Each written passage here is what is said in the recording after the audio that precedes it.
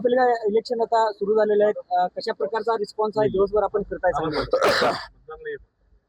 सांगली महानगरपालिका मध्ये आज मी खासदार विशाल पाटील, जयंतराव पाटील साहेब, काँग्रेस राष्ट्रवादीची आघाडी करून आम्ही जनतेसमोर जात आहोत. उत्स्फूर्त प्रतिसाद लोकांकडून, कार्यकर्त्यांकडून आहे. गेल्या अनेक वर्ष जी महापालिका ज्याला प्रशासक ठेवण्याचं पाप ह्या महायुतीच्या सरकारने केलेलं आहे.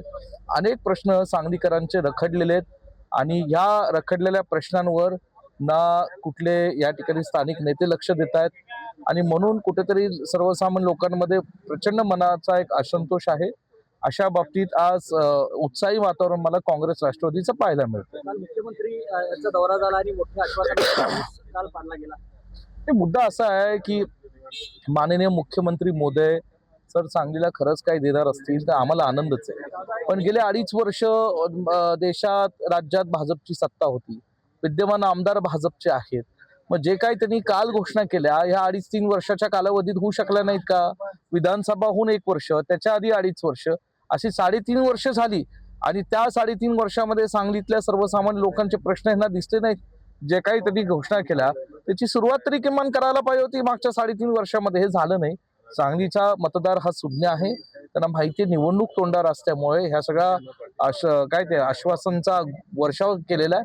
पण सांगलीचे लोक हे काँग्रेस महाविकास आघाडीच्या पाठीशी राहतील. अनेक प्रभागामध्ये वातावरण निर्माण केलं जाते. आतापासून उमेदवारांना फिरून देण्यात थोडा अडचण निर्माण होते. हे भाजप सत्तेचा गैरवापर करतंय. महायुती सरकार सत्तेचा गैरवापर करतंय. पण महाराष्ट्राचा इतिहास भाजपचे लोक विसरतात.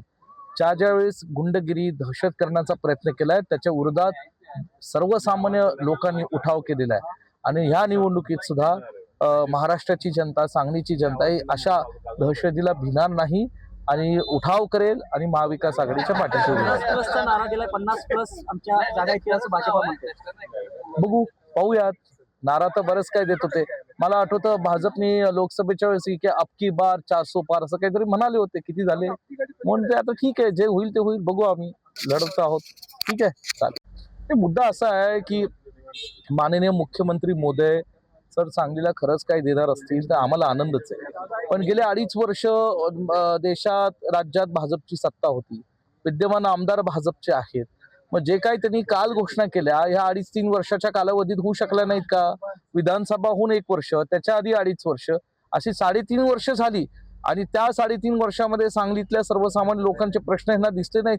जे काही त्यांनी घोषणा केल्या त्याची सुरुवात तरी किमान करायला पाहिजे होती मागच्या 3.5 वर्षामध्ये. हे झालं नाही.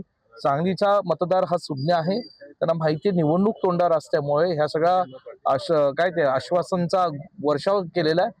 पण सांगलीचे लोक हे काँग्रेस महाविकास आघाडीच्या पाठीशी राहतील. अनेक प्रभागामध्ये एबीपी माझा, उघडा डोळे बघा नीट.